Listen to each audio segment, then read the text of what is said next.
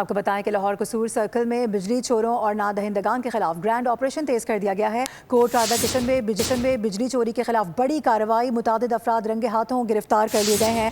Recovery مہم کے دوران نادہندگان کے کنیکشنز بھی منقطع کیے گئے ہیں، جبکہ واجبات کی وصولی کی جا رہی ہے۔ عبدالرحمان سے مزید بات ہوگی۔ عبدالرحمان، کیا ڈیٹیلز ہیں اس سے متعلق؟